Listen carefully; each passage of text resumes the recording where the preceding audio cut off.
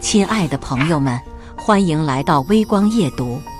第47号，路远。会议室的红色投影屏上，最后一个名字跳出来那一刻，所有人都看向了我。那一秒，空气像被按了静音键。3秒后，爆发出一阵压抑不住的低笑。他终于也熬不住了。不是吧？连他都要被裁？哎，公司最近是真缺钱啊！主管无名推了下眼镜，站起身，嘴角挂着冷笑。路远，别说我不给你面子，收拾一下，别挡着其他人搬电脑。他的话一出口，全场哗然，这下真没了，哈哈！曾经最能熬的透明人，终于也要滚蛋了。我看着那份裁员名单，又抬眼扫过会议室里一张张看热闹的脸。你说的对，我笑着点头，把文件合上，轻轻放回无名的桌上。但今天不是我走。无名眼皮一跳，皱眉道：你说什么？我站起身，活动了一下肩膀，语气轻描淡写：你最好也准备一下自己的桌子。你小子疯了？无名脸黑了，不走也得走，别等我让保安抬你出去。我还没说话，手机亮了一下，计划已启动，观察完毕，你可以行动了，父亲。我嘴角弯了一下，把手机放回口袋。吴主管，今天会有新领导到访吧？他一愣，你怎么知道？没事，我整了整衣领，我就是想提前热热场。话音刚落，会议室门被人推开，人事部经理快步走进来，满脸复杂地看向我。路远先生，董事长请您现在去总裁办公室一趟。全场安静了。无名张着嘴，像吞了苍蝇。他找你。我回头拍了拍无名的肩膀，别急，等我回来，有惊喜。我走出会议室，身后一群人猛在原地。从最不起眼的透明人到董事长亲照的陆少，只差了一封短信。接下来开始我们本期故事，记得点击订阅并开启小铃铛。我一路进了总裁办公室，迎接我的是秘书长，还有一份文件。陆先生，这是临时委托执行授权，今日起您可全面接手新员工架构调整。我接过文件，手微微一紧。是的，我是富二代，准确说是董事长的独子，但我不想靠这张身份牌安逸地混日子。我在这家公司做了整整3年，做过客服，跑过销售，扫过仓库。我想知道底层人的感受，也想知道真正的管理到底该怎么做。而今天就是我交出答卷的第1天。我回到办公室，吴名正训斥一个实习生：让你做报表，怎么就拖到现在？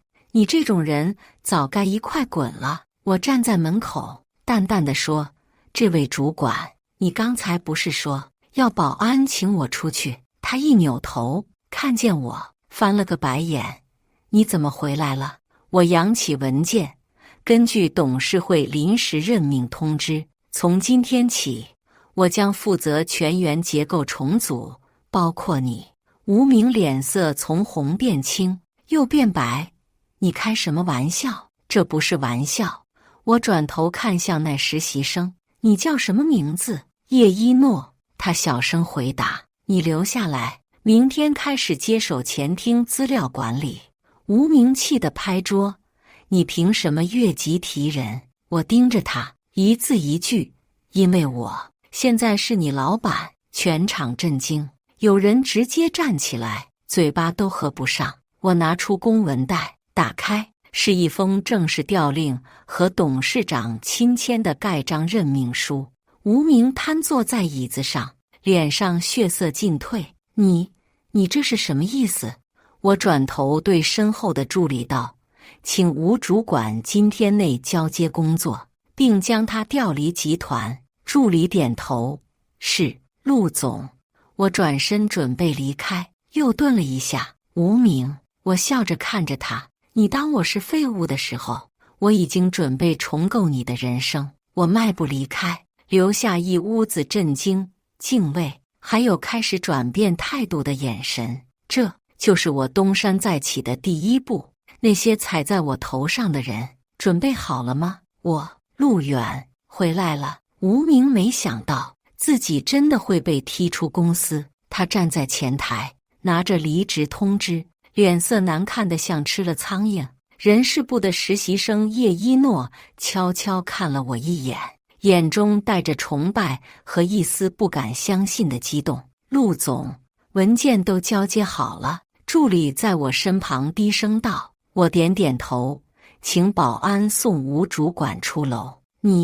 你给我记住。无名咬牙切齿，我不会让你得意太久的。我看着他，淡淡开口，那你记得别走错路，前面是员工通道，不是董事通道。身后爆发出一阵低笑。反杀开始的第一步，先拔掉老虎的牙。我站在总裁办公室的落地窗前，看着整栋大楼车水马龙，我的新名片还热乎着。陆远，宏远集团执行董事代理人。我转身走向办公桌，桌面干净整洁，但抽屉里却埋着一叠让我眉头紧锁的文件。那是无名任职期间偷偷批下的一些绩效奖拨款名单，其中不乏挂名员工离职空转，甚至出现了自己亲属的名字。我拍了张照，发给了秦明，财务总监，查一下这些人的工资发放记录，限时1天。他秒回，明白。董事长也在盯这事。下午，我召开了第一个高层会议，会议室座无虚席，所有人脸上写着震惊加观望加局势不明。我知道他们在想什么。富二代空降，被开除的最底层员工突然翻身，怕不是来走过场镀金的吧？但我从来不靠背景说话。我将一叠资料甩在桌面上，这是过去半年无名以绩效考核名义批发出去的资金，涉及金额117万。全场倒吸一口冷气。我不看他们的反应，继续说，即日起，公司新设绩效透明公开制度，所有奖金支出需实时公示，经全员审查签字。有人举手，陆总，这会不会太激进了？我看着那位中层，你怕什么？他讪讪一笑，怕数据透明后有人不适应。我点头，很好，那就先从你部门试行。还有，我扫了一眼全场，上班时间刷短视频、泡茶聊天、甩锅下属的领导，从今天起直接扣除季度绩效。会议室气氛一秒凝固。我一字一句，我不是来摆样子的，我是来动手术的。晚上，公司内部论坛突然多了个热帖，天降陆总，原地辞退上司，10名干翻懒政文化。评论区爆了，谁懂啊？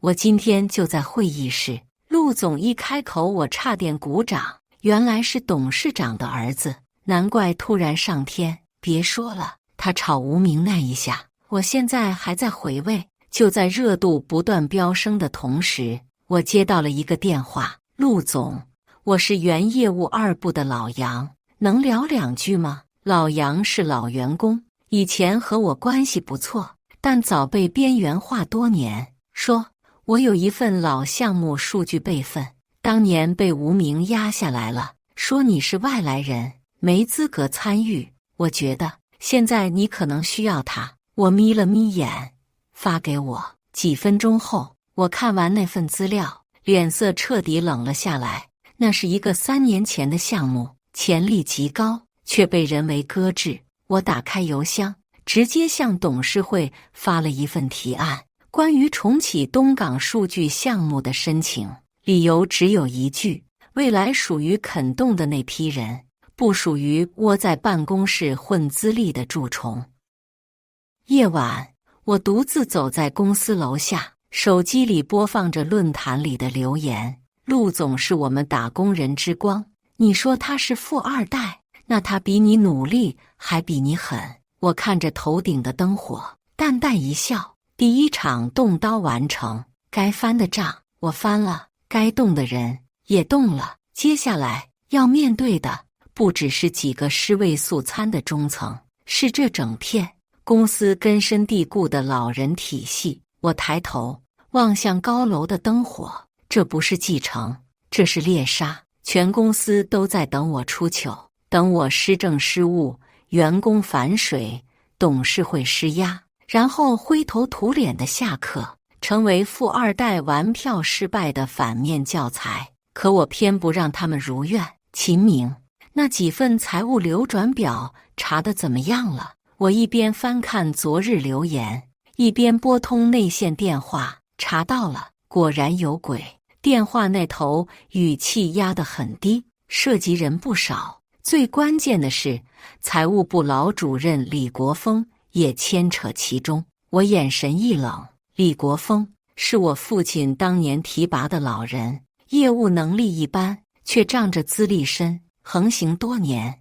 我让秦明把初步报告发来，打印了2份，一份交给董事会，一份留在我桌上。该动刀了。我召开了一场特殊会议，与会者只有4人，除了我，还有秦明、HR 副总和审计处负责人。这是目前初步锁定的5个问题账号。我将资料投影到屏幕上，牵涉账款超过200万，涉及空转资金、虚假绩效、私设回扣。陆总，这不少人可都是老面孔啊。审计处长皱着眉，有些在公司都干10年以上了，所以更应该查。我语气平静，你们怕得罪人，我不怕。会议后，我授权齐明联合审计组连夜开始内部调查。与此同时，我亲自出现在财务部。李主任在吗？我一进门就引来一片哗然。在办公室，一名会计小声回答。我推门而入，李国峰正笑眯眯泡着茶，见我进来，神色一僵，随即又恢复常态。哎呦，陆总，大驾光临，快请坐，快请坐。我在他对面坐下，将一份文件放在茶几上。李主任，这些数据有点意思。他笑容未变，手却有些发抖。陆总，您这是怀疑我？我不怀疑，我确认。我摊开文件，你账户下的负号3个月前曾汇入一笔咨询服务费，金额88,000元，来源是我们合作的 B 公司，但系统显示并无该项支出登记，这可能是我助理搞错了。很好，我起身，你有2个选择，一是现在配合调查组自查，2是我们交给警方处理。他脸色瞬间煞白，扶着桌角站起来。陆总，我愿意配合。那就好，我点点头。你是资深员工，我也不想撕破脸。离开财务部时，我回头看了一眼那些看热闹的员工，很多人低下了头，因为他们知道我来真的。当晚，公司内部匿名墙被爆了一条劲爆内容。财务部主任李国峰主动交代问题，牵出多名高管。陆总动真格了，点赞瞬间破千，评论狂飙，震惊。陆总不愧是狠人，刚上任就整顿财务，请继续查，尤其我们采购部也有问题。说实话，我之前也不信他真能干，现在我服了。而另一边，我在系统里锁定了3个常年吃空饷的幽灵账户，悄悄给了 HR 副总一个操作指令：明早9点，在公司公众号发布人事异动通告。第2天一早，所有人打开公众号，第1条就是关于部分不合规人员账户清理及优化公告。名单里全是董事会成员最宠的亲属员工。挂职、挂薪，长期不上班，还年年评优。整个早晨，集团内部微信群都快炸了。陆远疯了吗？连这些人都动，这不是打董事会脸吗？我当然知道会引发反弹。果然，上午10点，董事会临时召我开会。我一进会议室，发现父亲也在。一个秃顶的老董事第一个发难：“陆远啊，我知道你是董事长的儿子，但也不能为所欲为吧？你今天动的这些人，有几个可是老朋友的侄子？”我翻开文件，可惜这几位老朋友的侄子，从入职第1天到现在，系统打卡记录是0。会议室安静3秒，父亲轻咳一声：“数据不会说谎。”我继续道：“各位想保人情，我无权干涉，但只要这些人吃公司饭、占公司心，我就必须清理。”另一个董事也开口了：“你是说我们这些人用人有问题？”我淡淡回答：“不是数据说的。”父亲忽然笑了笑：“我觉得陆远说的有理，制度当前，没有例外。”众人哑然。会后，父亲单独把我叫到办公室：“你知道自己今天做的已经触动了一些人的利益。”我点头：“我知道，但我更清楚，公司不能靠裙带维持，更不能靠混日子活下去。”他看着我良久，拍了拍我的肩膀：“很好，你是我儿子，也是这公司真正的未来。”傍晚，我站在会议室的落地窗前，看着夕阳沉下，身后是我亲手签署的人事整改文件，是我刚刚递交的财务透明改革报告。我知道他们等着我出丑，但我要让他们看清楚，我不是来演戏的，我是来清场的。我没想到，时隔3年，我和前女友林婉竟然是在人事异动名单上重逢的。她的名字排在最后一行，职位人力资源经理，调岗备注保安部文档登记岗，地点停车场门卫室。那一刻，我确实笑了。3年前，林婉是公司里最抢手的白富美，也是我大学最风光的女神。她会穿小香风来我租的地下室陪我写策划案，也会在夜宵摊替我点最便宜的串。我曾一度以为她会是我这辈子最值得的人，直到那天，她拿着手机对我说：“陆远，我等不起你出头了，你不是不够好，是太慢了。”第2天，她换了新微信头像，背景是她靠在无名的车前，笑得风情万种。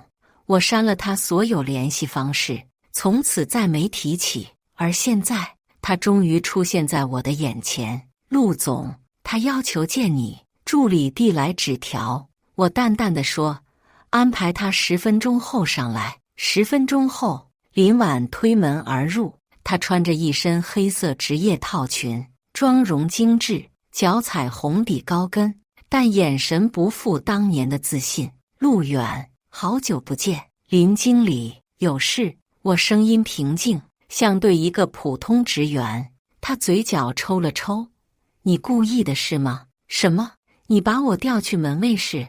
他声音低了几个度：“我到底哪里得罪你了？”我放下笔，认真看了他一眼：“你还记得3年前你对我说的话吗？”他一怔：“你说你等不起了，现在我生了，你是不是觉得我该感谢你及时清退？”他咬唇：“我那时候是真的失望了，我也是。”我轻轻点头：“失望到从你背影里看到了整个现实社会。那你现在还记仇？”他提高音量：“你这么做是报复。”我站起来，从抽屉拿出一份报告，扔到他面前：“这是你去年给5个空岗批的绩效奖励，金额3万，理由是实习激励。你搞错了，那是系统误发，你打了5次指纹确认，还错。”他脸色煞白，身体轻轻发抖：“我那时候真的不懂，那就去门卫室多学学。”我走到他身边：“每天下午4点，记得检查停车场值班登记。”我会查。他睁大眼睛，忽然哭了：“陆远，我是被无名逼的，我根本没拿1分钱。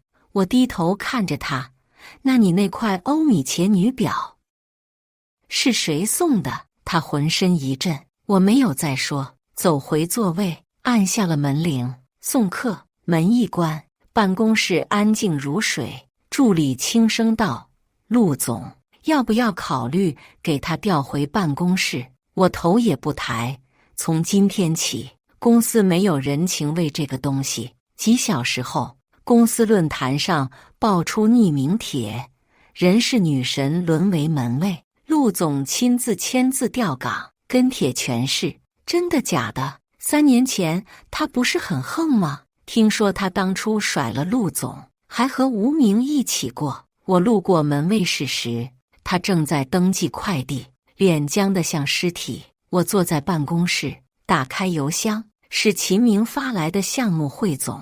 东港数据项目已完成初步重启立项，全公司最优质3部门开始联动，而我也把林婉的功耗彻底从项目审批权限中移除。曾经他让我下不了台，现在我让他抬不起头。夜里我加班到10点，下楼时经过停车场岗亭，林婉正在抄录车牌，他穿着保安制服，蹲在一辆商务车前，背影显得单薄而倔强。他听到脚步声，猛地抬头，路远。我停住脚步，他站起来，声音哽咽：我知道你恨我，但我真的后悔了。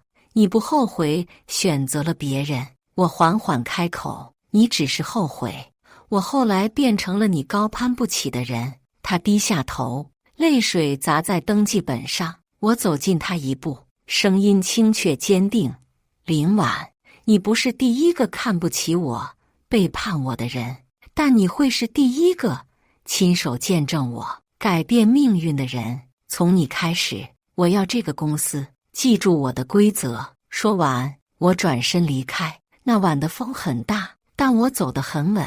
他在风中站了很久，我知道他终究会明白，不是我不值得，而是他不配。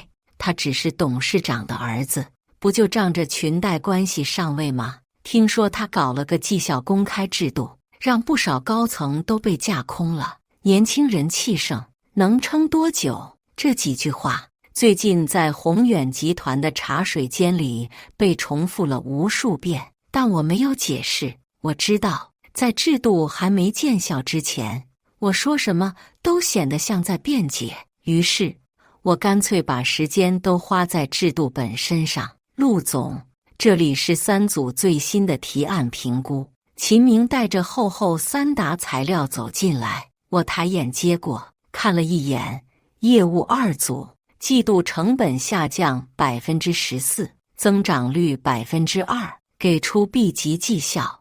你确定不给？他们砍了成本，但偷工减料，出过2次用户投诉，是给做得对又做得稳的。秦明愣了愣，继而笑：明白了。我点头，按制度走。新绩效方案一出，最初引发强烈反弹，老员工觉得寒心，新人担心升迁无望。但很快，一组名叫许文的新人在系统里上传了一组反向实验数据，他将销售 B 类客户单转为分阶段式运营，3天成交率提升了18%。我当即在集团内部论坛点名表扬他，并追加5000元季度奖。这条帖子3小时转发破千。随后1周，我又陆续公开了5名底层员工的优秀案例，设立实际榜，挂在办公区1楼。很快，公司内部开始出现裂变式反应，以前靠拍马屁拿奖的开始卷资料，以前混资历混年头的开始主动申请项目实操。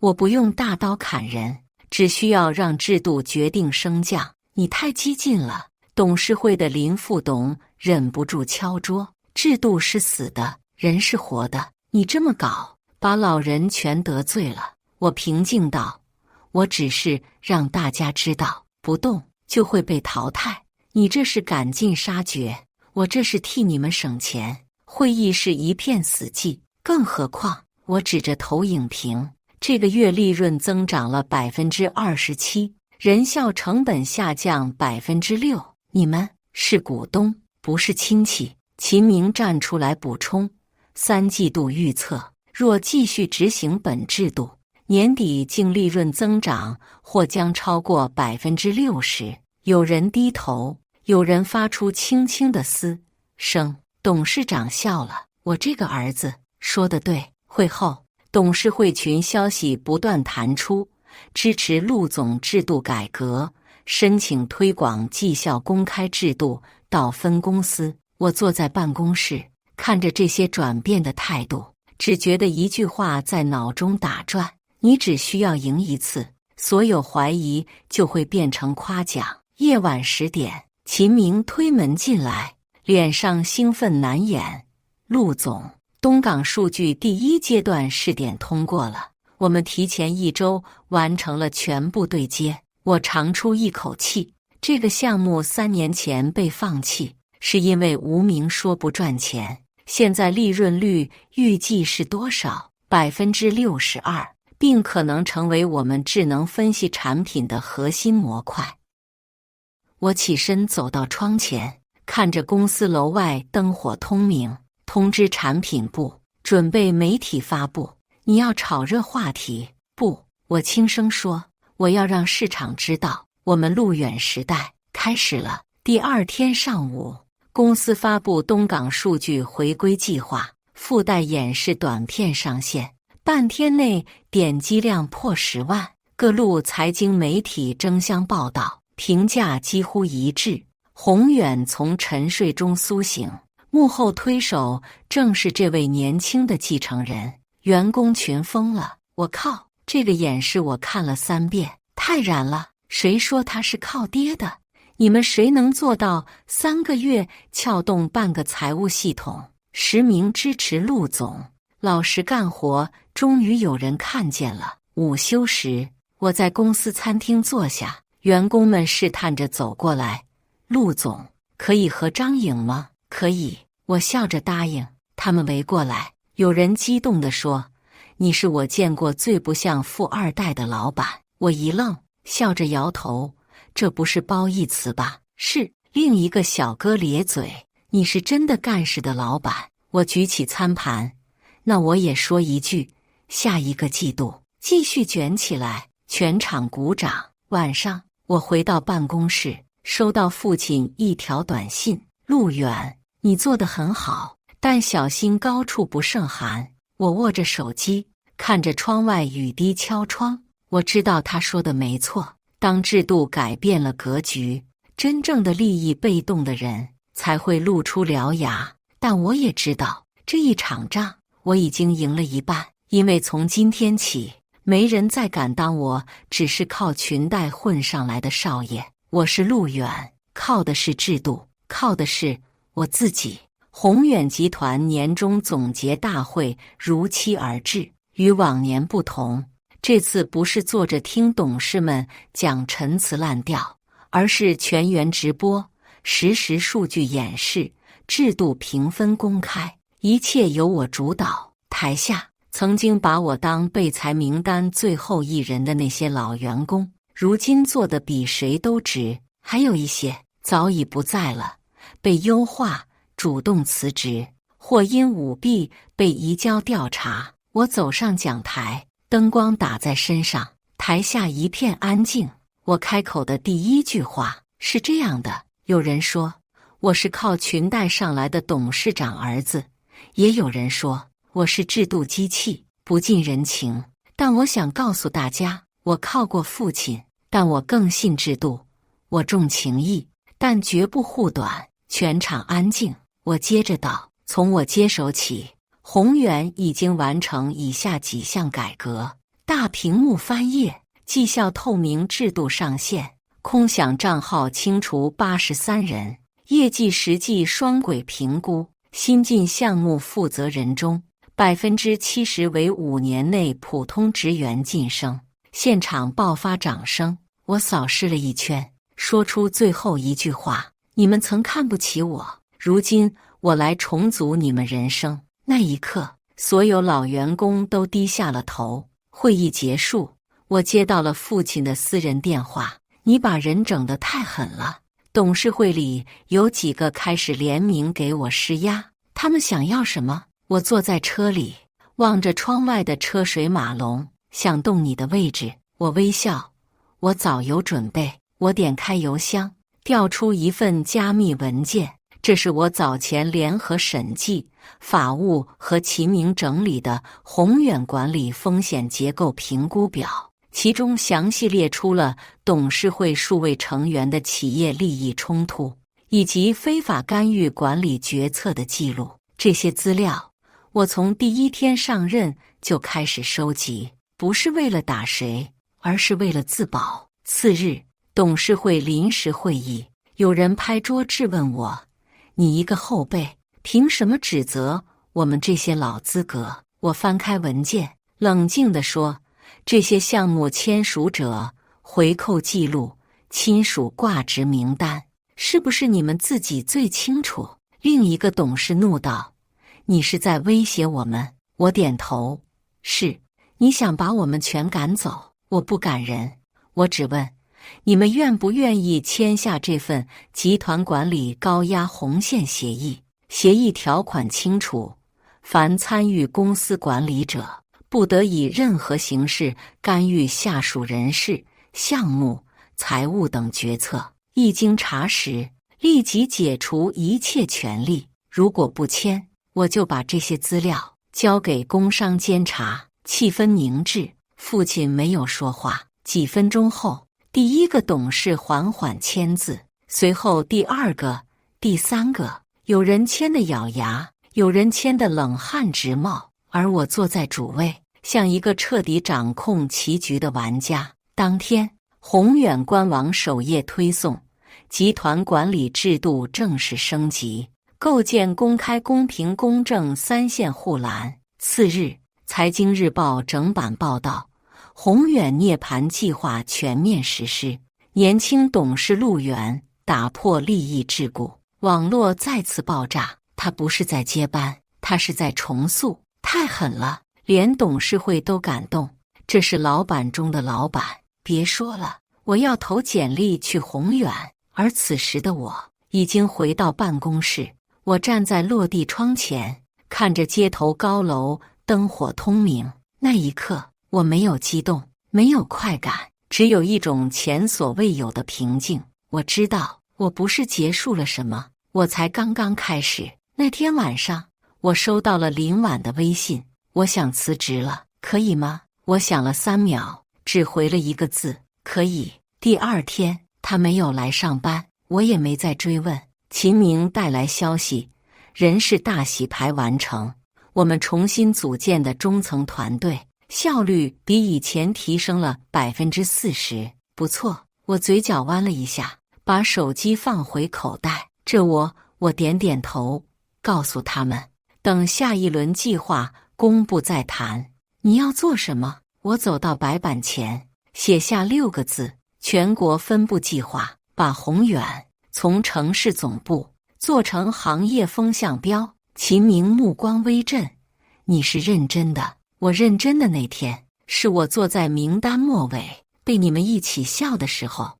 我笑着合上文件夹，看向窗外的远方。宏远确实重组成功了，但我要重组的不止这家公司，是所有曾经看不起我、踩在我头上的那群人。我将用我自己的规则决定他们的人生。这一局我赢了。感谢大家的观看。本期故事精彩吗？欢迎大家在下方评论区吐槽。如果你喜欢这类故事，记得点击订阅微光夜读，并分享给更多的人，这会对我帮助很大。再次感谢大家的观看。